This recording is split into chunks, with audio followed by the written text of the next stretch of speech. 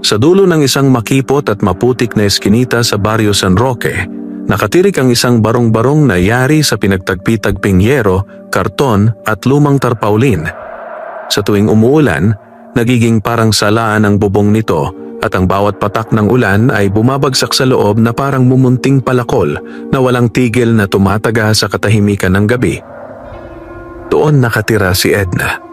Si Edna ay isang 28 taong gulang na babae, payat, kayumanggi ang balat, at may matang laging tila may dinadalang pagod at pangarap sa iisang sandali.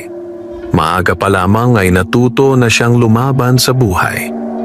Bata pa lang siya nang mawala ang kanyang ama sa isang aksidente sa konstruksyon. At sumunod namang namatay ang kanyang ina dahil sa matagal na pagkakasakit. Mula noon, iniwan siyang mag-isa ng mundo, tanga ng isang munting katawan at isang pusong pilit na nagiging matatag. Wala siyang kamag-anak na kumupkop sa kanya. Wala siyang bahay na masasandalan. Wala siyang kayamanang maaasahan. Ang tanging mayroon siya ay ang kanyang 2 kamay, isang pushcart na kalawangin, at isang matibay na paniniwala na balang araw, magbabago rin ang kanyang kapalaran. Tuwing madaling araw, bago pa man sumikat ang araw, bumabangon na si Edna mula sa manipis na banig na nakalatag sa sahig na lupa. Minsan, hindi pa tuluyang nawawala ang antok sa kanyang mga mata, ngunit pinipilit niyang magising. Sapagkat alam niyang kapag nahuli siya, mauunahan na naman siya ng ibang basurero sa mga kalye. Sa araw na iyon, gaya ng nakasanayan, nagising siya sa huni ng mga tandang at sa kaluskos ng mga daga sa labas ng kanilang barong-barong. Bumuntong hininga siya. Isa na namang araw, bulong niya sa sarili. Dahan-dahan siyang tumayo, naghilamos gamit ang tubig mula sa lumang galon at nagsuot ng kupas na t-shirt at maong na ilang beses ng natahi. Isinuot niya ang kanyang tsinelas na halos wala ng swelas sa likod, saka kinuha ang pushcart na nakahilig sa pader. Bago lumabas, sandali siyang huminto. Tumingin siya sa maliit na salamin na may bitak sa gilid. Sa salaming yon, nasilayan niya ang sarili. Isang babaeng kulang sa pahinga, may bahagyang eye bags at bakas ng pagod sa mukha. Ngunit sa kabila nito, naroon pa rin ang ningning sa kanyang mga mata. Ningning ng pag-asa. Ningning ng pangarap. Lalaban pa rin tayo, wika niya sa sarili. At lumabas siya. Sa mga lansangan ng San Roque, kabisado na si Edna ng marami. Kilala siya bilang tahimik, masipag, at bihirang magreklamo. Habang ang ibang basurero ay nag-aagawan at nagtataas ng boses, siya ay tahimik na nagtutulak ng kanyang kariton, nag-iipon ng bote, karton, plastik at bakal. Sa bawat kalansing ng lata at bote sa loob ng kanyang kariton, naroon ang tunog ng kanyang pag-asa. Pag-asa na makabenta. Pag-asa na may maiuuwi. Pag-asa na may makakain. Dumaan siya sa isang subdivision kung saan nagkalat ang mga basurang itinapon ng mayayamang residente. Doon madalas siyang makahanap ng mga bote ng alak, kahon ng sapatos, at kung minsan mga lumang gamit na maaari pa niyang ayusin at ibenta. Habang yumuyuko siya upang pulutin ang isang plastik na bote, napatingin siya sa malaking bahay sa harap niya. Malinis. Tahimik. May hardin. May pakod. May ilaw. Gusto ko ring magkaroon ng ganyan balang araw, bulong niya. Hindi niya naiinggit ang mga nakatira roon. Sa halip, ginagawang inspirasyon na ang bawat magandang bahay na kanyang nakikita. Bandang 9:00 ng umaga, medyo mabigat na ang kanyang kariton. Napuno na ito ng bote, papel at bakal. Pawisan na siya. Nanlalagkit ang kanyang balat. Ngunit hindi siya tumitigil. Nagpatuloy siya sa paglalakad hanggang makarating siya sa isang lumang bakanteng lote sa gilid ng baryo. Matagal na itong pinabayaan at tinubuan na ng matataas na damo at punong ligaw. Ngunit para kay Edna, isa itong lugar na madalas niyang puntahan dahil marami roong itinatapong basura ng palihim. Tahimik ang lugar. Walang dumadaan. Tanging huni ng kuliglig at lagaslas ng hangin sa damuhan ang maririnig. Pumasok siya sa loob ng lote, hinila ang kanyang kariton at nagsimulang maghalukay. Isa-isang inangat niya ang mga supot ng basura. Pinaghiwa-hiwalay ang maaaring ibenta at ang wala ng silbi. Sa gitna ng kanyang paghahalungkat, may napansin siyang kumislap sa ilalim ng isang lumang karton. Isang maliit na sinag ng liwanag. Halos hindi mapansin. Ngunit sapat para mapukaw ang kanyang pansin. Huminto siya. Yumuko. Inalis ang karton. At doon niya nakita isang kwintas. Isang gintong kwintas. Manipis ang kadena ngunit kumikislap sa sinag ng araw. Mayroon itong maliit na palamuting hugis patak ng luha na may kakaibang disenyo. Hindi ito mukhang mumurahin. Hindi rin ito mukhang laruan. Ito ay mukhang totoo. Tunay na ginto. Napahinto ang hininga ni Edna. Nanlaki ang kanyang mga mata. Dahan-dahan niyang dinampot ang kwintas. Tila natatakot na baka bigla itong maglaho. Mainit-init ito sa kanyang palad. Waring may sariling buhay. Sa akin ba to? Bulong niya. Tumingin siya sa paligid. Walang tao. Walang nakamasid. Walang nakakita. Tanging siya at ang katahimikan ng lote. Kinagat niya ang kanyang labi.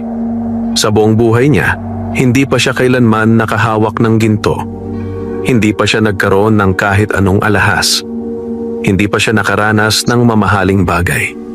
At ngayon, nasa kamay niya ang isang kwintas na maaaring magbago ng kanyang buhay. Nanginginig ang kanyang mga daliri. Baka may-ari nito, sabi niya sa sarili. Ngunit kasunod noon, may isa pang boses sa kanyang isip. Paano kung itinapon na? Paano kung wala nang babalik? Paano kung ito na ang pagkakataon mo? Napaupo siya sa lupa. Pinagmasdan ang kwintas. Kumikislap ito sa liwanag, tila may lihim na sinasabi. May kakaibang init siyang naramdaman sa dibdib. Isang pakiramdam na hindi niya maipaliwanag. Parang may bumubulong. Parang may humihila sa kanyang loob. Parang may naguutos na huwag niya itong bitawan. Bigla niyang inilapit ang kwintas sa kanyang tainga. Wala siyang narinig. Ngunit sa kanyang puso, may kakaibang tibok. Mas mabilis. Mas malakas. Mas buhay. Ibinulsa niya ang kwintas. Hindi niya alam kung bakit. Hindi niya pinag-isipan ng matagal. Para bang may puwersang gumabay sa kanyang kamay. Nagpatuloy siya sa pamumulot ng basura, ngunit hindi na siya makapag-focus. Paulit-ulit niyang iniisip ang kwintas. Ano kaya ang halaga nito? Magkano kaya ito sa sanglaan? Makakabili kaya siya ng disenteng bahay? Makakapag-aral kaya siya? Makakatulong kaya siya sa iba? O baka ito ay magdala ng kapahamakan? Hindi niya alam. Ngunit ramdam niyang may pagbabago nang nagsimula sa araw na iyon. Pagsapit ng hapon, umuwi na si Edna. Pagod, pawisan, gutom. Ngunit may kakaibang sigla sa kanyang dibdib. Pagdating sa kanyang barong-barong, agad niyang isinara ang pinto at inilapag ang kariton. Kinuha niya ang kwintas mula sa kanyang bulsa. Inilapag sa maliit na mesa na gawa sa kahoy. Tahimik niyang pinagmasdan. Mas lalo itong kumislap sa loob ng madilim na silid. Para bang may sariling liwanag. Hinawakan niya ito. At sa sandaling iyon, parang may dumaloy na init mula sa kanyang palad patungo sa kanyang buong katawan. Napapikit siya. Huminga ng malalim. May kakaibang pakiramdam na gumapang sa kanyang isipan. Parang may mga larawan. Parang may mga anino. Parang may mga lihim na nagbubukas. Ngunit agad din itong nawala. Napamulat siya. Nanginig. Ano yon? Bulong niya. Hindi niya maunawaan ang kanyang naranasan. Ngunit ramdam niyang hindi ordinaryong kwintas ang napulot niya. Ito ay may hiwaga, may kapangyarihan, may lihim. At ang lihim na iyon ay unti-unting magbubukas sa kanyang buhay. Hindi pa niya alam na sa araw na iyon, sa isang lumang bakanteng lote, nagsimula ang pinakamalaking pagbabago sa kanyang kapalaran. Hindi pa niya alam na ang gintong kwintas ay magdadala sa kanya sa liwanag, at sa dilim, sa pag-asa, at sa kapahamakan, sa biyaya, at sa pagsubok. Tahimik na humiga si Edna sa kanyang banig, tangan ang kwintas sa kanyang dibdib. Sa labas, unti-unting lumulubog ang araw. At sa pagdilim ng langit, unti-unti ring nagigising ang hiwaga sa kanyang buhay.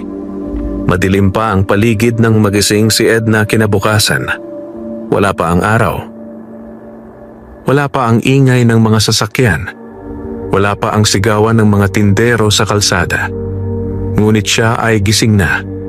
Nakapikit ang kanyang mga mata, ngunit ang kanyang isipan ay tila gising na gising. May kakaibang pakiramdam sa kanyang dibdib, parang may nag-uudyok sa kanya na bumangon agad. Dahan-dahan niyang idinilat ang kanyang mga mata at doon niya napansin, may liwanag, mahina, dilaw, parang munting kandila. Nagmumula ito sa ibabaw ng kanyang dibdib. Napatingin siya. Nakalagay roon ang gintong kwintas. Kumikislap. Nagniningning. Para bang may sariling buhay. Napabalikwas siya ng bangon. Agad niyang hinawakan ang kwintas. Mainit. Hindi masakit. Ngunit ramdam. Parang may init na nagmumula sa loob nito. Nananaginip ba ako? Bulong niya. Kinuha niya ang salamin. Tiningnan ang sarili. Gising. Hindi panaginip. Totoo ang liwanag. Totoo ang init. Totoo ang hiwaga.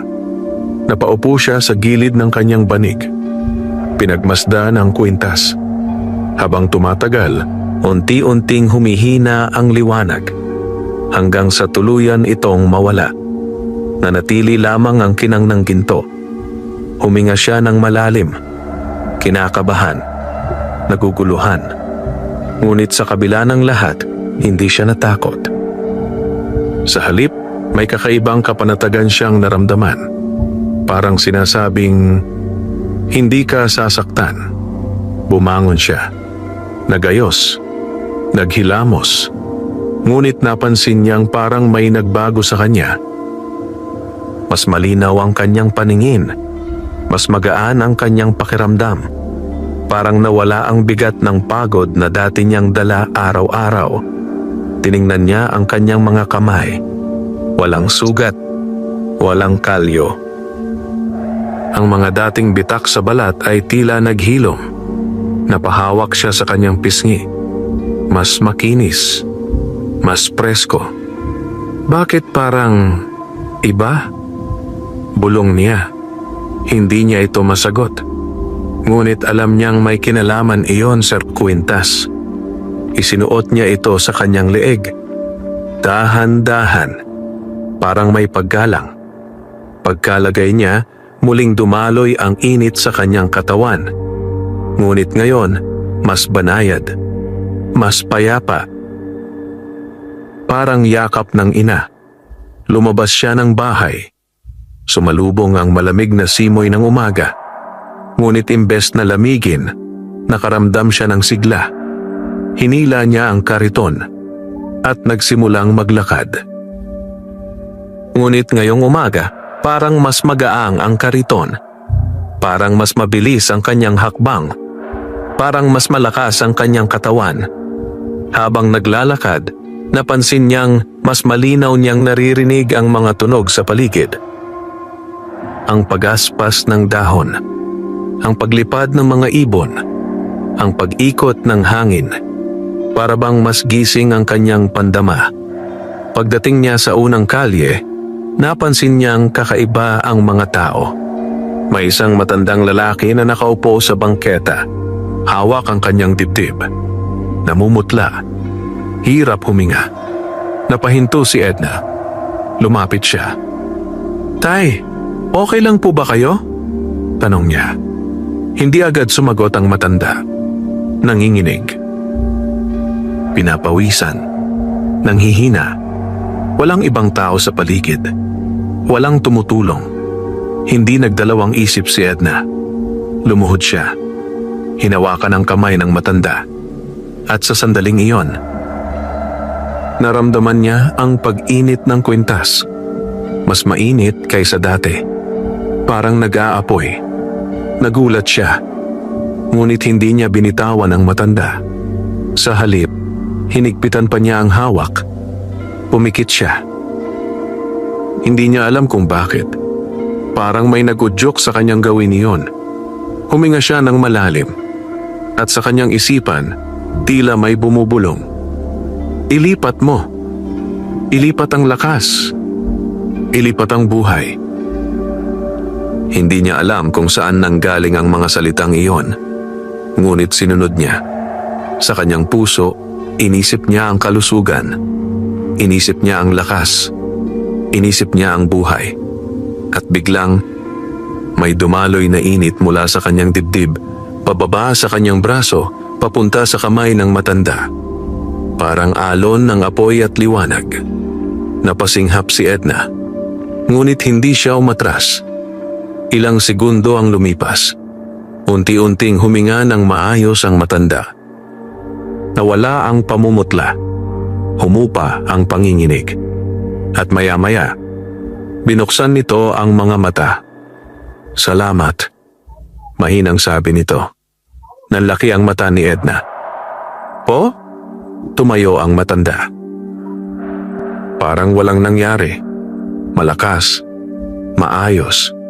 Buhay na buhay. Parang biglang gumaan ang pakiramdam ko. Sabi nito. Kanina akala ko mamamatay na ako. Napaatras si Edna. Nanginginig. Hindi sa takot, kundi sa pagtataka. Wala po yon. Mahinang sagot niya. Ngumiti ang matanda. At ikaw, Hija, para kang anghel na dumaan. At naglakad ito palayo. Naiwan si Edna sa gitna ng kalsada. Hindi makagalaw. Hindi makapagsalita. Hindi makaisip. Tinitigan niya ang kanyang mga kamay. Walang bakas ng apoy. Walang sugat. Walang marka. Ngunit alam niyang may nangyari. May himala. At siya ang naging daluyan. Hinawakan niya ang kwintas. Muli itong mainit. Ngunit ngayon, parang mas tahimik. Parang kontento. Parang masaya. Buong araw siyang lutang. Habang namumulot ng basura, paulit-ulit niyang inaalala ang nangyari. Hindi niya masabi kahit kanino. Natakot siya. Baka isipin nilang baliw siya. Baka kunin sa kanya ang kwintas. Baka mawala ang hiwagang nagbibigay lakas sa kanya. Pag-uwi niya ng hapon, hindi siya dumiretso sa bahay. Dumaan muna siya sa isang maliit na kapilya sa gilid ng baryo. Pumasok siya, umupo, at pumikit. Panginoon, bulong niya, kung galing po sa inyo ito, tulungan niyo po akong gamitin ng tama. Tahimik ang kapilya, ngunit sa kanyang dibdib, nakaramdam siya ng gaan. Parang may sumagot. Hindi sa salita, kundi sa damdamin. Pagdating niya sa bahay, muli niyang inilapag ang kwintas sa mesa. Tinitigan niya ito ng matagal. Hindi ka pala basta alahas, sabi niya. May misyon ka, at kasama mo ako. Sa gabing iyon, bago siya matulog, muli niyang sinuot ang kwintas. Sa dilim, bahagya itong kumislap. Parang mata na nagbabantay. Parang pusong tumitibok. Parang lihim na unti-unting nagigising. At hindi pa niya alam na ang kapangyarihang natuklasan niya ay simula pa lamang ng mas malalaking pagsubok. Mas matitinding tukso. mas mapanganib na lihim. Sa kanyang pag-idlip, sa panaginip niya, may isang boses na bumubulong. Ang kapangyarihan ay biyaya, ngunit maaari ring sumpa. At sa pagmulat ng bagong araw, unti-unting hinahabi ang kapalaran ni Edna sa landas na hindi na niya matatakasan. Mabilis na kumalat ang balita sa Barrio San Roque. Hindi man ito isinulat sa dyaryo, hindi man ibinalita sa radyo. Ngunit sa mga tindahan, sa mga bangketa, sa mga umpukan ng tsismis, unti-unti itong gumapang na parang usok. May isang babaeng basurera raw na may basbas. May isang babaeng kayang magpagaling. May isang babaeng dinadaluyan ng himala. At ang pangalan niya, si Edna. Nagsimula ito sa matandang lalaking tinulungan niya. Kinabukasan, ikinuwento nito sa mga kapitbahay ang nangyari. Pinalabis, pinaganda, dinagdagan. Hinawakan lang ako ni Edna, biglang nawala ang sakit ko. Parang may dumaloy na kuryente. Para siyang banal. Hanggang sa ang simpleng kwento ay naging alamat. At ang alamat ay naging usap-usapan. Noong ikatlong araw matapos niyang makita ang unang himala, napansin ni Edna na may mga matang sumusunod sa kanya. Habang nagtutulak siya ng kariton, may mga taong napapatingin. May mga bumubulong. May mga nagtuturo. May mga napapahinto. Siya yata yon. Siya yung sinasabi nila. Yung may kapangyarihan. Pinipilit niyang huwag pansinin. Pinipilit niyang maging normal. Ngunit hindi na siya normal. At alam niya yon. Sa isang eskinita, may isang babaeng umiiyak. May yakap-yakap na bata. Nilalagnat. Namumula ang pisngi. Nanginginig. "Ma'am, tulungan niyo po kami." Napahinto si Edna. "Anong problema?" tanong niya. Sabi po nila, kaya niyo raw pong magpagaling. Nanlamig ang kanyang katawan. Kanino niyo po narinig yan?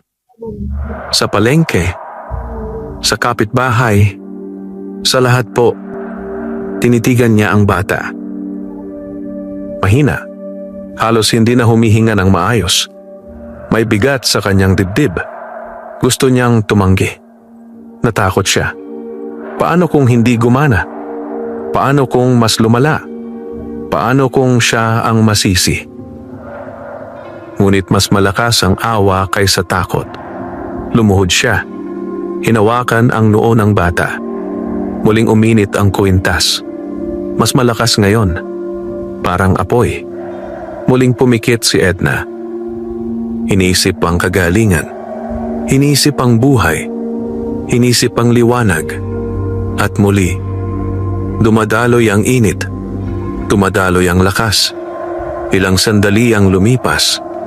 Humupa ang panginginig ng bata. Bumaba ang lagnat. Huminga ng maayos. Tumilat. "Nanay," mahina nitong sabi. Napahagulgol ang babae. "Salamat. Salamat po." Napaatras si Edna. Pawisan. Nanginginig. Parang may nawala sa kanya. Parang may naubos. Bigla siyang nakaramdam ng pagod. Parang piniga ang kanyang katawan. Pag-uwi niya, halos hindi na siya makatayo. Humiga siya agad. Nanlalamig. Nangingitim ang paningin. Hinawakan niya ang kwintas. Malamig na ito ngayon. Parang walang buhay. Parang pagod din. May kapalit pala. Bulong niya. Unti-unti niyang nauunawaan. Bawat himala, may kabayaran. Bawat paggaling, may kapalit na lakas. At siya ang nagbabayad. Kinabukasan, mas dumami ang naghihintay sa kanya. Sa labas ng barong-barong, sa kanto, sa palengke, may sakit, may pilay, may matanda, may bata, may sugatan. Lahat umaasa. Lahat nagmamakaawa. Edna, tulungan mo kami. Ikaw na lang ang pag-asa namin. Maawa ka. Nabigatan ang kanyang dibdib. Hindi niya kayang tulungan ang lahat. Hindi niya kayang maghimala araw-araw. Ngunit paano siya tatanggi? Paano niya haharapin ang mga matang puno ng pag-asa? May isang lalaking nakabarong, malinis, mukhang mayaman. Lumapit sa kanya. Miss Edna, magalang nitong sabi. May sakit po ang asawa ko. Handa po akong magbayad. Malaki. Nagulat siya. Ay, hindi po ako. 50,000. Bulong ng lalaki. Nanlaki ang mata niya. Hindi pa niya kailanman nakita ang ganoong halaga. 1 taon niyang ipunin iyon. 1 buhay. Nanginginig ang kanyang tuhod. Hindi dahil sa saya, kundi sa takot. Tukso. Hindi po ako nagpapabayad. Mahina niyang sagot. Isipin niyo po, kiit ng lalaki. Makakaahon kayo. Tahimik siyang tumalikod. Hindi na nagsalita. Ngunit sa loob niya, may bumubulong. Paano kung tanggapin mo? Paano kung ito na ang daan palabas sa hirap? Sa gabing iyon, hindi siya makatulog. Nakatingin sa bubong. Nakikinig sa ulan. Hinahawakan ng kwintas. Bakit ako? Tanong niya sa dilim. Bakit sa akin ibinigay ito? Walang sagot. Ngunit sa kanyang dibdib, ramdam niya ang bigat ng responsibilidad. Hindi na lang ito tungkol sa kanya. Ito ay tungkol sa lahat ng umaasa, lahat ng naniniwala, lahat ng umaasa sa kanyang mga kamay. Kinabukasan, may isang batang lalaki na nahimatay sa kalsada. Maraming tao ang nagtipon. Nang makita siya, sabay-sabay silang nagsabi, "Si Edna na. Siya ang magliligtas." Napaatras siya. Parang nasasakal. Parang kinukulong ng inaasahan. Lumapit siya sa bata.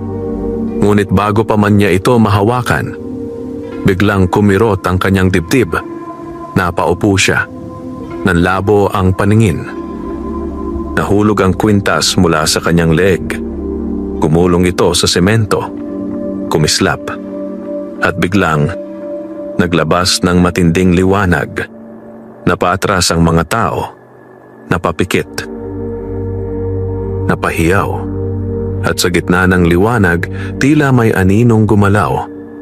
Isang anyong hindi malinaw. Isang presensyang hindi maipaliwanag. Isang bagay na hindi dapat magising. At si Edna ay walang kamalay-malay na nakahandusay sa lupa. Habang ang hiwaga ng kwintas ay unti-unting nagpapakita ng tunay nitong mukha. Nagising si Edna sa gitna ng katahimikan. Walang ingay ng sasakyan. Walang tawanan ng mga bata. Walang tawag ng mga tinderong naglalako. Tanging mahinang huni ng kuliglig at lagaslas ng hangin ang kanyang naririnig. Dahan-dahan niyang iminulat ang kanyang mga mata. Puting kisame. Puting kurtina. Puting ilaw. Nasa isang maliit na klinika siya sa gilid ng baryo. Nakakabit sa kanyang braso ang dextrose. May malamig na telang nakapatong sa kanyang noo. Sinubukan niyang bumangon. Ngunit sumakit ang kanyang ulo. Napaungol siya. Magpahinga ka muna. Isang mahinahong boses ang nagsalita. Lumingon siya. Isang babaeng nasa edad 40, nakaputing uniforme, ang nakaupo sa tabi ng kama. Nahimatay ka kahapon, sabi nito. Buti na lang may mga tumulong sa'yo. Napalunok si Edna. Ang bata? Tanong niya. Magaling na, sagot ng nurse. Biglang gumanda ang lagay niya matapos kang mawalan ng malay. Napapikit si Edna. Muling sumagi sa kanyang isip ang matinding liwanag. Ang kakaibang anino. Ang init. Ang kirot. Nasaan po? Ang kwintas ko? Tanong niya. Ngumiti ang nurse. Nasa iyo pa rin. Itinuro nito ang maliit na mesa sa tabi ng kama. Naroon ang gintong kwintas. Tahimik. Walang liwanag. Parang ordinaryong alahas. Ngunit alam ni Edna, hindi ito ordinaryo. Pagkatapos ng ilang oras, pinayagan siyang umuwi. Mahina pa ang katawan niya, ngunit pinilit niyang maglakad. Sa labas ng klinika, may ilang taong naghihintay. Nang makita siya, "Edna! Salamat! Buhay ang anak ko dahil sa iyo." May mga lumapit. May humalik sa kanyang kamay. May umiyak. May nagpasalamat. Napaatras siya. Hindi po ako santo," mahina niyang sabi. Ngunit walang nakinig. Sa kanilang mga mata, isa na siyang himala. Isa na siyang tagapagligtas. Pagdating niya sa bahay, agad siyang humiga. Hindi na siya nagluto. Hindi na siya nagayos. Hinila niya ang kumot at niyakap ang sarili. Pagod. Pagod na pagod. Hindi lang katawan, kundi pati kaluluwa. Hinawakan niya ang kwintas. Malamig pa rin. Kung may kapalit ito, hanggang kailan ko kakayanin? Bulong niya. Sa gitna ng kanyang pag-iisip, unti-unti siyang nakatulog. Sa kanyang panaginip, nasa gitna siya ng isang malawak na liwanag. Walang lupa. Walang langit. Puro puti at ginto. Sa harap niya may isang babaeng nakatayo. Mahaba ang buhok. Nagniningning ang balat. Nakadamit ng parang sutlang kumikislap. Hindi tao. Hindi rin multo. Isa siyang nilalang na tila gawa sa liwanag. "Edna," malambing nitong tawag. Sino po kayo?" tanong niya. "Ako ang tagapag-ingat ng kwintas," sagot nito. "Ako ang nagbabantay sa biyayang nasa iyong leeg." Lumapit ito. Hindi lumalakad. Parang lumulutang. "Ang kwintas na hawak mo ay nilikha mula sa luha ng mga mabubuting puso," paliwanag nito. "Bawat patak ay nagmula sa sakripisyo, pagmamahal, at pananampalataya." Tahimik si Edna. Nakikinig. Nilikha ito upang magpagaling, pagpapatuloy ng nilalang. Ngunit hindi ito walang kapalit. Bawat himala ay kumukuha ng lakas mula sa may suot. Bawat paggaling ay humihiram ng buhay. Nanginginig ang kanyang labi. "Ibig sabihin po, mamamatay ako?" tanong niya. Ngumiti ang nilalang. "Hindi agad," sagot nito. "Ngunit kung abusuhin mo ito, mauubos ka." "Bakit sa akin ninyo ibinigay?" tanong niya. "Maraming mas karapat-dapat." "Dahil ikaw ay marunong magtiis ng hindi nagagalit," sagot nito. "Marunong magmahal ng hindi humihingi ng kapalit. Marunong tumulong kahit walang nanonood." Napaluha si Edna. "Pero natatakot po ako," amin niya. "Natatakot akong magkamali." Lumapit pa ang nilalang. Hinawakan ang kanyang noo. "Ang tunay na kapangyarihan ay hindi sa kwintas," sabi nito. "Nasa puso mo. Ang kwintas ay salamin lamang." Biglang lumiwanag ang paligid, parang sasabog. "Ngunit tandaan mo," babala nito, "may mga nilalang na naghahangad ng kapangyarihang ito. Kapag nalaman nila ang tungkol sa iyo, hahabulin ka nila. Gagamitin. Sasaktan. Papatayin." Nanlamig ang buong katawan ni Edna. "Mag-iingat ka," huling sabi ng nilalang. "At piliin mo kung sino ang tutulungan mo. At kailan." Nagising si Edna na basang-basa ng pawis. Hingal. Nanlalambot.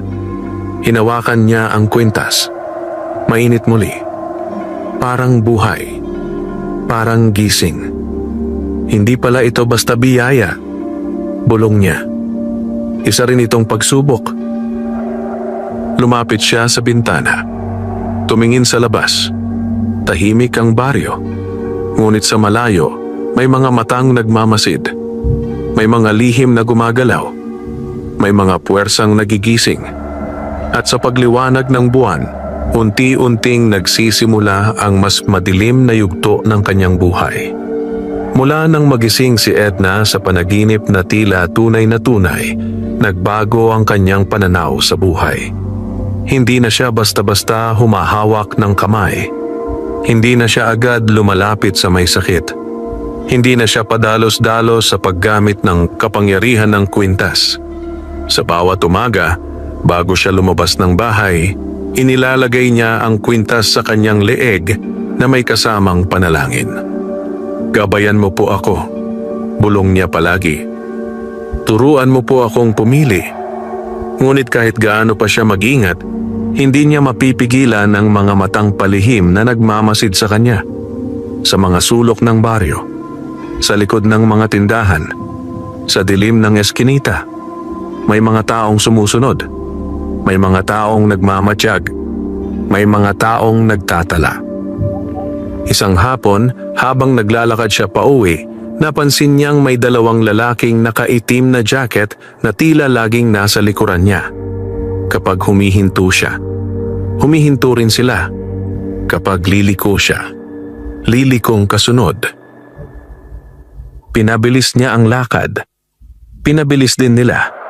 Kinabahan siya. Humigpit ang hawak niya sa kariton. Lumiko siya sa isang makipot na daan. Pumasok sa isang bakanting bahay. Huminga ng malalim. Sumilip. Wala na sila. Ngunit alam niyang hindi iyon ang huli. Kinabukasan, may dumating na estranghero sa kanyang barong-barong. Isang lalaking may edad 50, matangkad, maputi, naka-Amerikana, may dalang maleta. Ngumiti ito nang makita siya. "Magandang araw, Edna," sabi nito. Nagulat siya. "Paano niyo po nalaman ang pangalan ko?" "Ako si Ramon Vergara," sagot nito. "Negosyante. May gusto akong alukin sa'yo." Pinapasok niya ang lalaki sa loob. Naupo sila sa maliit na bangko. "Malamang alam mo na kung bakit ako narito," wika ni Ramon. "Ang kakayahan mo ay pambihira." Hindi siya sumagot. Tinitigan lang niya ang lalaki. "Pwede kitang tulungan." Pagpapatuloy nito. "Bahagiin natin ang biyaya. Magpapatayo tayo ng klinika. Gagamutin ang mayayaman.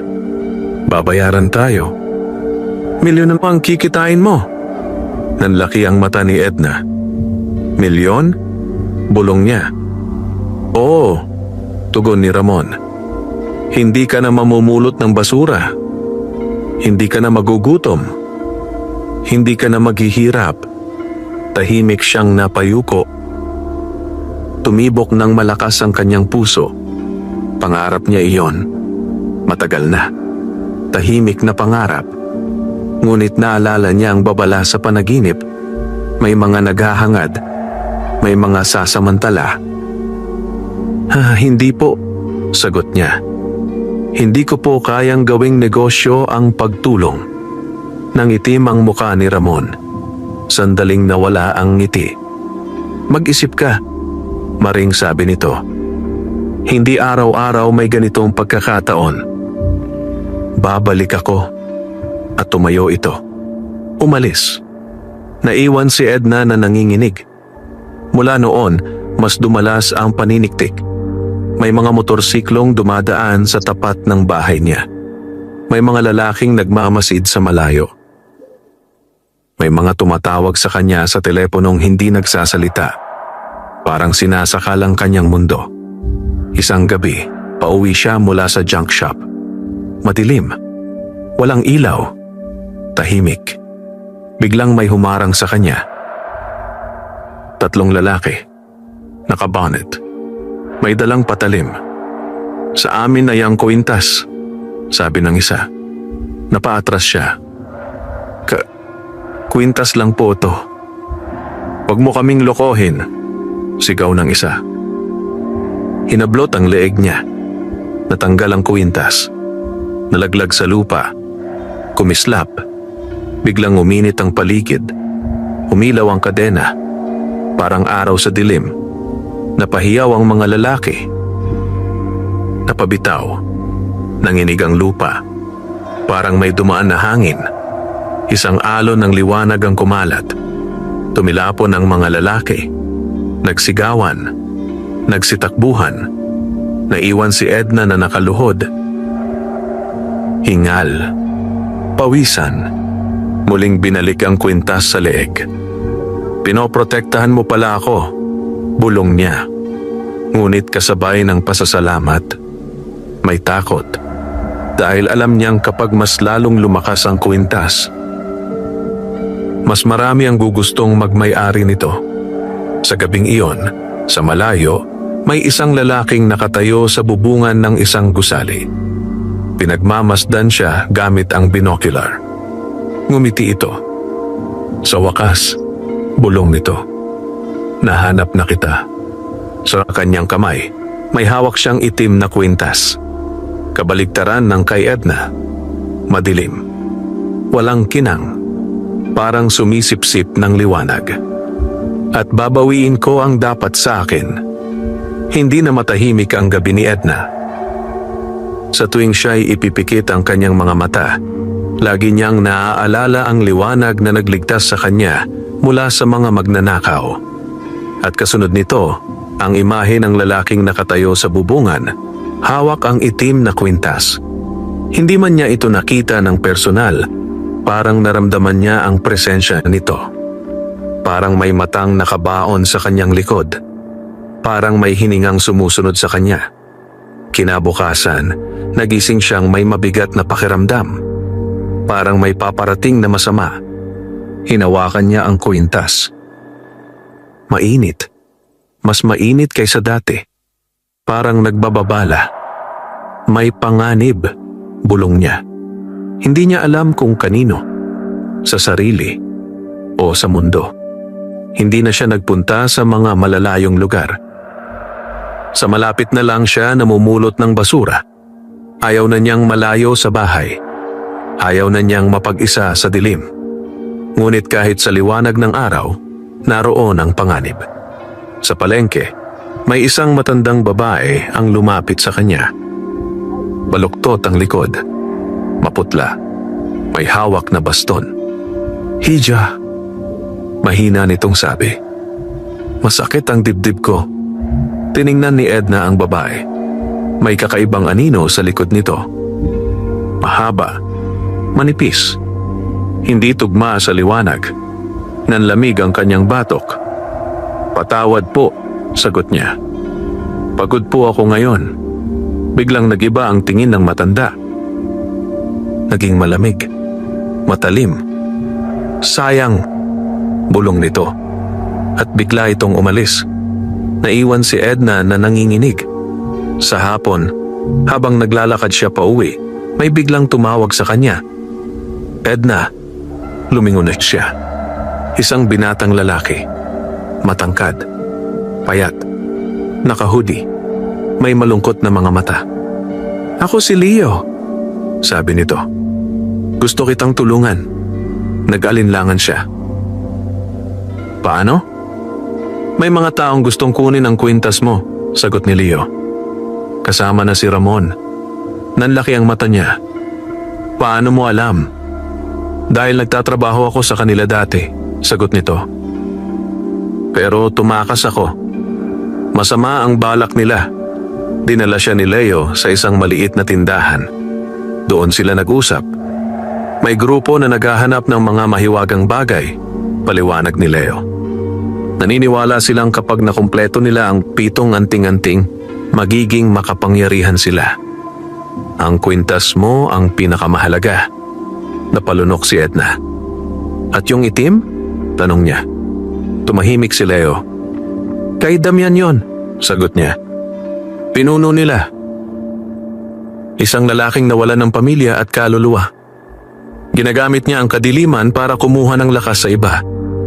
Naramdaman ni Edna ang bigat ng bawat salita. Gusto niyang agawin ang sayo, dugtong ni Leo. At kapag nakuha niya, maraming mamamatay. Kinagabihan, may kumatok sa kanyang pinto. Mabigat, mabagal. Tok, tok, tok. Nanginginig ang kanyang kamay habang binubuksan. Walang tao. Ngunit may kahon sa sahig. May nakasulat. Para sa tagapagdala ng liwanag. Dahan-dahan niyang binuksan. Sa loob, isang lumang aklat. Balat ay gawa sa balat ng hayop. May simbolong ginto sa gitna. Nang hawakan niya ito, uminit ang kwintas. At sa kanyang isipan, biglang pumasok ang mga larawan. Mga templo, mga pari, mga ritual, mga digmaan, mga nilalang na liwanag at dilim. Nangihina siyang napaupo. Kasaysayan, bulong niya. Kasaysayan ng mga kwintas. Sa gitna ng gabi, nagising siya sa malakas na hangin. Bumukas ang bintana. Pumasok ang malamig na simoy. At sa sulok ng silid, may aninong nakatayo. Mahaba, madilim, walang mukha, ngunit may mga matang pula. Edna, bulong ng tinig, parang sabay-sabay na boses ng maraming nilalang.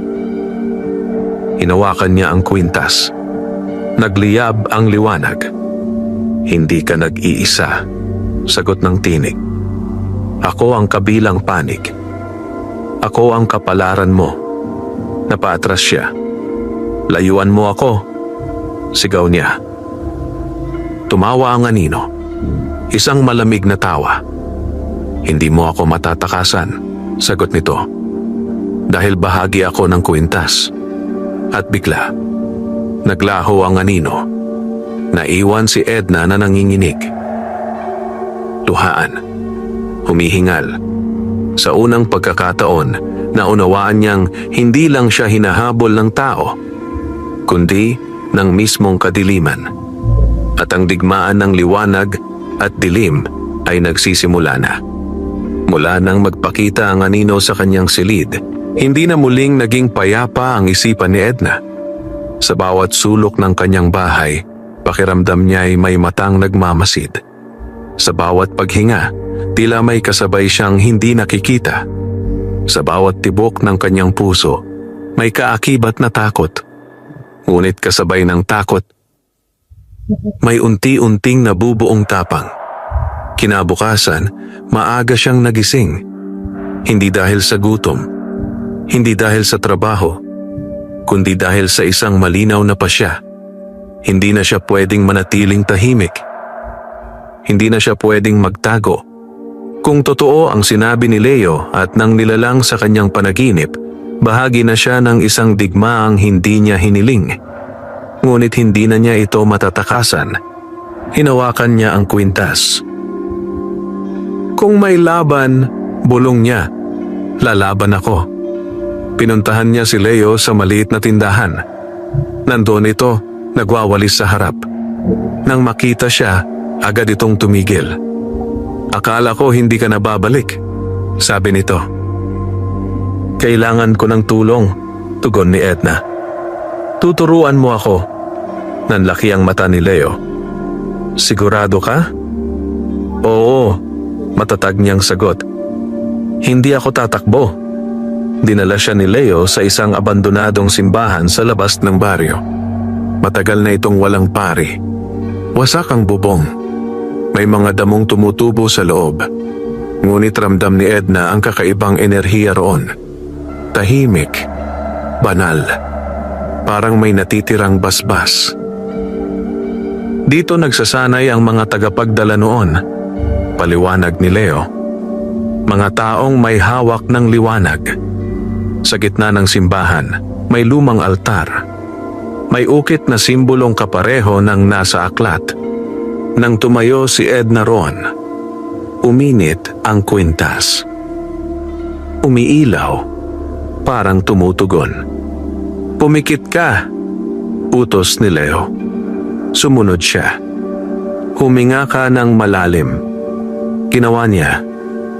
Isipin mo ang dahilan kung bakit mo gustong lumaban. Sa isip niya, bumalik ang mga alaala. Ang gutom, ang pagod, ang pag-iisa, ang mga batang tinulungan, ang mga luha, ang mga pasasalamat. Ibig kong protektahan sila, bulong niya. Ibig kong protektahan ang mahihina. Biglang lumakas ang liwanag ng kwintas. Bumalot sa kanyang katawan. Parang balabal na ginto. Napaatras si Leo. Gumana! Bulong nito. Mula noon, araw-araw siyang nagsanay. Tinuruan siyang kontrolin ang daloy ng init. Kung kailan ito lalabas. Kung kailan ito titigil. Kung paano ito ididirekta. Natuto siyang magpagaling ng hindi nauubos. Magbigay ng lakas ng hindi nahihimatay. Magtaboy ng dilim gamit ang dasal at konsentrasyon. Ngunit hindi madali. Sa bawat ensayo, may sakit, may pagod, may luha, may pagdududa. Hindi ko na kaya, minsan niyang sabi. Ngumiti si Leo. Kaya mo, sagot nito. Dahil hindi ka para sa sarili mo lumalaban. Isang gabi, habang nagsasanay sila, biglang dumilim ang paligid. Nawala ang mga bituin. Huminto ang hangin, at sa gitna ng simbahan, lumabas ang anino. Mas malinaw ngayon, mas malaki, may hugis tao, may suot na mahabang balabal, at sa leeg nito, ang itim na kwintas. Dami yan! Bulong ni Leo. Nanginig si Edna, ngunit hindi siya umatras. Edna, malumanay na sabi ng nilalang. Sumama ka sa akin. Bibigyan kita ng mundo. Hindi mo na kailangang maghirap. Umiling siya. Hindi, sagot niya. Hindi ko ibebenta ang kaluluwa ko. Tumawa si Damian. Kaluluwa? Ulit nito. Matagal ko nang nawala ang akin. Itinaas nito ang kamay. Tumilim ang lupa. Parang may gumapang na usok. Hinawakan ni Edna ang kwintas. Nagliyab ang liwanag. Nagbanggaan ang liwanag at dilim. Parang kulog. Parang lindol. Napahandusay si Leo. Ngunit nanatiling nakatayo si Edna. Hindi pa ito ang wakas, sigaw ni Damian. At babalik ako. At naglaho ito sa dilim. Tahimik ang paligid. Bumalik ang mga bituin. Napaupo si Edna. Hingal. Luhaan. Natakot ka ba? Tanong ni Leo. Oo, sagot niya. Pero hindi ako umatras. Ngumiti ito. Iyan ang tunay na tapang. Sa gabing iyon, nakatingin si Edna sa langit. Hindi na siya ang dating basurera lamang. Isa na siyang tagapagdala ng liwanag. Isang tagapagtanggol. Isang mandirigma ng pag-asa. At alam niyang darating pa ang mas mabibigat na laban. Ngunit handa na siya. Matapos ang unang sagupaan nila ni Damian sa abandonadong simbahan, nagbago ang takbo ng buhay ni Edna. Hindi na lamang ito tungkol sa pagsasanay. Hindi na lamang ito tungkol sa kapangyarihan. Ito ay naging laban ng puso. Laban ng paniniwala. Laban ng pagkatao. Sa mga sumunod na araw, tila bumalik sa dati ang baryo. May tawanan sa kalsada. May sigawan sa palengke. May mga batang naglalaro. Ngunit si Edna lamang ang nakaalam. May nagbabantang dilim sa likod ng lahat ng ito. At unti-unti itong kumikilos. Isang umaga, habang namumulot siya ng basura malapit sa estero, may nakita siyang pamilyar na mukha. Si Aling Rosa, ang matandang babae na dati niyang tinulungan nung may sakit sa baga. Ngayon, nakaupo ito sa tabi ng kalsada. Umiiyak. Namumutla. Halos hindi makahinga. Lumapit si Edna. "Nay Rosa, anong nangyari po?" tanong niya. Napatigil ang matanda. "Edna," mahina nitong sabi. Biglang bumalik ang sakit ko. Nanginig ang dibdib ni Edna. Hinawakan niya ang kwintas. Mainit. Handang gumana. Ngunit naalala niya ang sinabi ng tagapag-ingat. Hindi lahat ay dapat agad tulungan. May hangganan ang lakas. May kapalit ang bawat himala. Nag-alinlangan siya. "May dinala na po ba kayong gamot?" tanong niya. Umiling ang matanda. "Wala na akong pambili." Napapikit si Edna. Sa isip niya, may dalawang tinig. "Pagalingin mo at mauubos ka. Hayaan mo at mamamatay siya." Nabiyak ang kanyang puso. Hindi niya kayang talikuran ng matanda. Lumuhod siya. Hinawakan ang kamay nito. At ito na naman, bulong niya. Tumadaloy ang init. Ngunit mas mabagal, mas kontrolado, mas maingat. Unti-unting bumuti ang paghinga ni Aling Rosa. Nawala ang pamumutla. Ngumiti ito. "Salamat, Hija." Ngunit si Edna, nang hina, napaupo. Nanlalabo ang paningin. Parang may hinigop sa kanyang loob. Pag-uwi niya, halos hindi na siya makatayo. Hiniga siya ni Leo sa banig. "Hindi ka na dapat basta-basta gumagawa niyan," sabi nito. "Pinipinsala mo ang sarili mo." "Hindi ko kaya," sagot niya. Kapag may humihingi ng tulong, napabuntong hininga si Leo. "Iyan ang kahinaan mo," sabi nito. "At iyan din ang lakas mo." Kinagabihan, nanaginip muli si Edna. Ngunit hindi naliwanag ang kanyang nakita. Kadiliman, isang malawak na parang napuno ng abo. Sa gitna nito, may batang babae. Marumi, payat, umiiyak. Lumapit siya. "At sino ka?" tanong niya. "Ako ikaw," sagot ng bata. "Noong wala ka pang kwintas." Nanlaki ang mata ni Edna. "Ikaw ang batang nagugutom? Ang batang natutulog sa karton? Ang batang umiiyak mag-isa? Naalala mo ba?" Naluha siya. Oo, naalala niya. Ang lamig, ang gutom, ang takot. "Bakit mo ako iniwan?" tanong ng bata. Napahagulgol siya. Hindi kita iniwan." "Iniwan mo," giit ng bata. "Mas inuuna mo ang iba kaysa sa sarili mo. Paano kung ikaw ang maubos?" Walang naisagot si Edna. Biglang nagbago ang paligid. Nasa harap niya si Damian. Ngumiti. "Magaling," sabi nito. "Pinapahirapan ka ng sarili mong konsensya. Sumama ka sa akin." Alok nito. "Huwag ka nang magpakabayani. Unahin mo ang sarili mo." Naramdaman niya ang pagod sa kanyang katawan. Ang sakit. Ang panghihina. Ang tukso ay matamis. Madaling landas. Walang sakripisyo. "Pagod na ako," bulong niya. Lumapit si Damian. "Ibigay mo sa akin ang kwintas," sabi nito. "Aalagaan kita." Sa sandaling iyon, biglang lumiwanag ang paligid. Lumabas ang nilalang na tagapag-ingat. "Nasa pagpili mo ang lahat," sabi nito. "Hindi sa kapangyarihan, hindi sa takot, kundi sa puso." Tumingin si Edna sa kanyang mga kamay, sa kanyang dibdib, sa kanyang kwintas. Naalala niya kung bakit siya nagsimula. Hindi para yumaman, hindi para sumikat, kundi para magmahal. Umangat ang kanyang ulo. Hinding-hindi, matatag niyang sabi, "Hindi ko ipagpapalit ang puso ko." Napaatras si Damian. Naglaho ang dilim.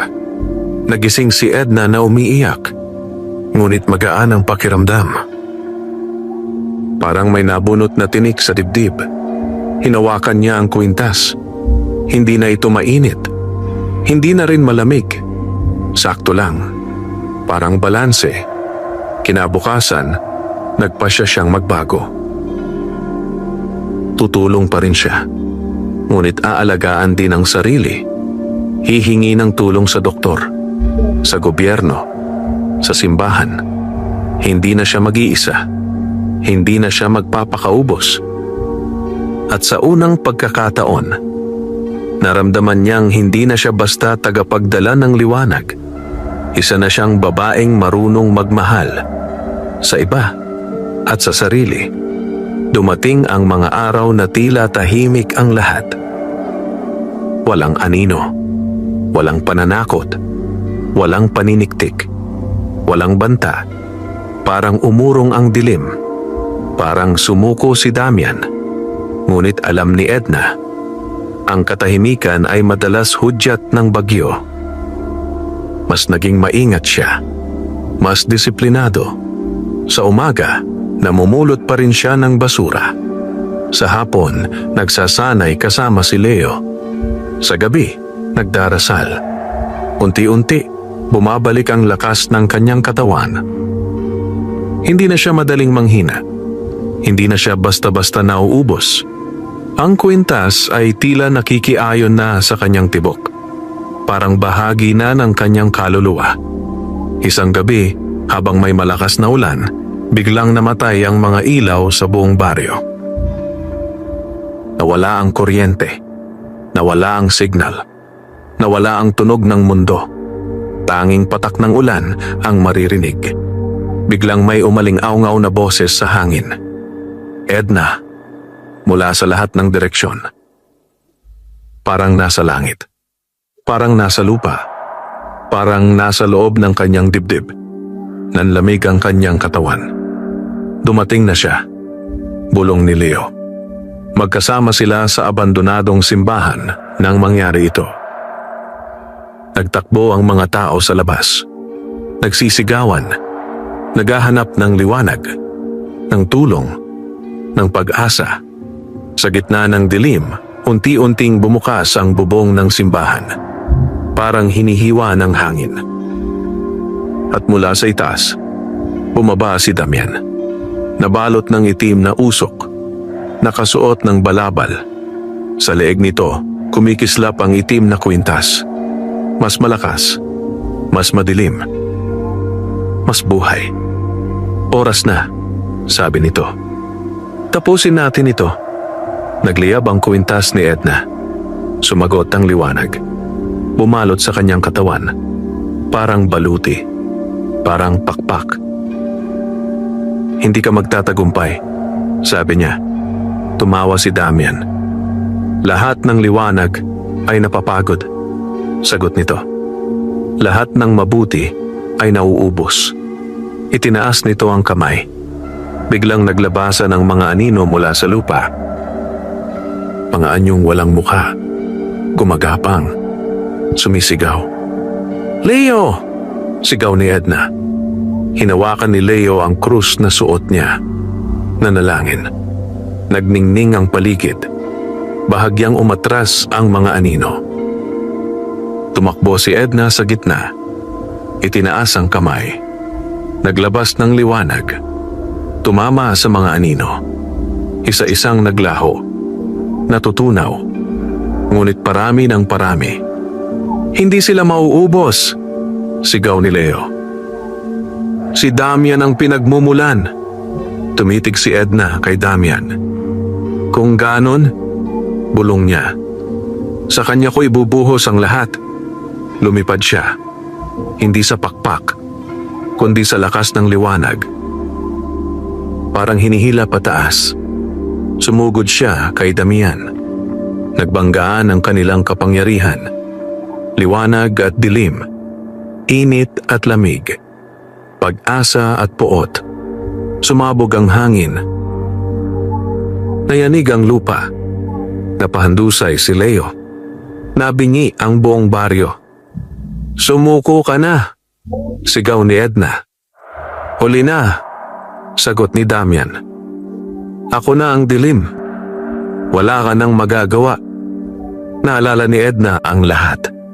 Ang gutom, ang pagod, ang luha, ang mga pasasalamat, ang mga batang gumaling, ang mga ngiting bumalik. May magagawa pa, bulong niya. Habang may nagmamahal. Inilagay niya ang kamay sa kanyang dibdib. Hinawakan ang kwintas.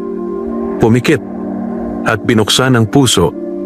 Hindi lang lakas ang ibinigay niya, kundi alaala, pag-ibig, pananampalataya, pagpapatawad, lahat ng kabutihang kanyang naranasan, lahat ng sakit na kanyang napagdaanan, ibinuhos niya.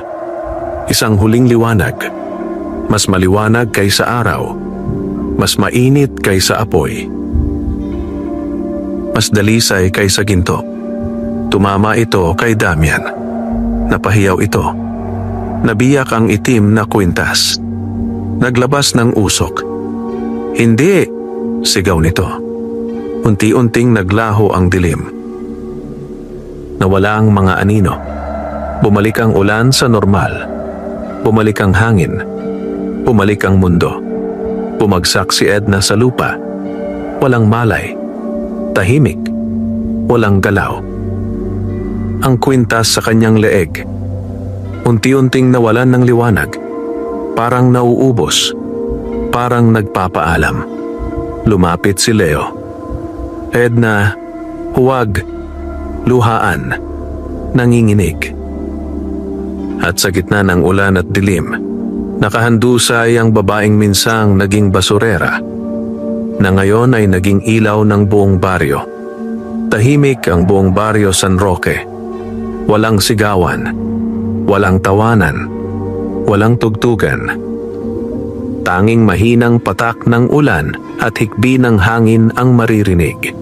Sa gitna ng abandonadong simbahan, nakahandusay si Edna. Maputla, malamig, walang malay. Ang gintong kwintas sa kanyang leeg ay wala ng ningning. Wala ng init. Parang isang karaniwang piraso ng metal. Parang isang alaala na unti-unting naglalaho. Nakaupo si Leo sa tabi niya. Basang-basa. Luhaan. Walang pakialam sa lamig. Edna, kising na. Paulit-ulit niyang bulong. Hindi pa tapos. Marami ka pang tutulungan. Marami ka pang pangarap. Ngunit hindi gumagalaw si Edna. Parang natulog sa isang panaginip na walang hanggan. Dumating ang mga tao mula sa baryo. Isa-isa. May dalang kandila. May dalang dasal. May dalang luha. Ang matandang lalaking una niyang tinulungan. Ang batang minsang nilagnat. Si Aling Rosa. Ang mga pamilyang gumaling. Ang mga pusong umasa. Lahat ay nagtipon. Tahimik na lumuhod. Tahimik na nagdasal. Para sa babaeng nagbigay ng lahat. Habang nagdarasal ang lahat, may munting liwanag na sumilay sa dibdib ni Edna. Mahina. Parang alitap-tap. Halos hindi mapansin. Ngunit naroon. Unti-unting lumakas. Unti-unting lumawak. Unti-unting naging malinaw. Ang kwintas. Muling kumislap. Hindi kasing lakas ng dati. Ngunit sapat. Sapat upang ipaalam. Hindi pa tapos ang lahat. Sa loob ng kanyang isipan, muling naroon si Edna sa gitna ng liwanag. Ngunit ngayon, hindi na puro ginto. May halong asul. May halong berde. May halong kulay ng mundo. Sa harap niya, naroon ang tagapag-ingat. Ngumiti. Natapos mo na ang laban, sabi nito. Ngunit hindi pa ang misyon. Buhay ka pa, sagot ni Edna. Oo, tugon ng nilalang. Dahil hindi mo ginamit ang kapangyarihan para sa sarili mo. Ibinigay mo ito para sa lahat. Ang gantimpala mo ay buhay. Ngunit wala na ang dating lakas. Hindi ka na magiging daluyan ng himala. Tahimik si Edna. Masaya po ako, sabi niya. Basta buhay. Tumango ang nilalang. At hindi ka nag-iisa. Dugtong nito. Ang liwanag ay naipasa mo na. Nagising si Edna sa banayad na liwanag ng umaga. Sa loob ng maliit na klinika, may kurtinang gumagalaw. May ibong umaawit. May amoy ng gamot. Dahan-dahan niyang iminulat ang mata. Edna! Si Leo ang unang sumigaw. Lumapit. Hinawakan ang kanyang kamay. Buhay ka. Ngumiti siya ng mahina. Pasensya na. Napagod lang. Biro niya. Napatawa si Leo sa gitna ng luha. Makalipas ang ilang linggo, bumalik sa normalang baryo. May ilaw. May saya. May katahimikan. Ngunit hindi nakalimutan ang ginawa ni Edna. Hindi siya ginawang rebulto. Hindi siya ginawan ng monumento. Hindi siya ginawang alamat. Sa halip, ginaya siya. Nagkaroon ng maliit na klinika sa baryo. Pinamunuan ng mga volunteer. May libreng gamutan. May tulong mula sa simbahan at munisipyo. Si Edna, naging tagapamahala. Hindi na basurera. Hindi rin manghihimala. Isa na siyang tagapaglingkod.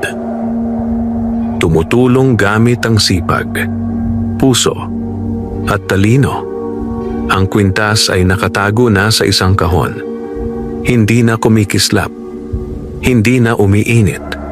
Ngunit tuwing hinahawakan niya ito, naaalala niya ang dilim, ang liwanag, ang laban, ang pagmamahal.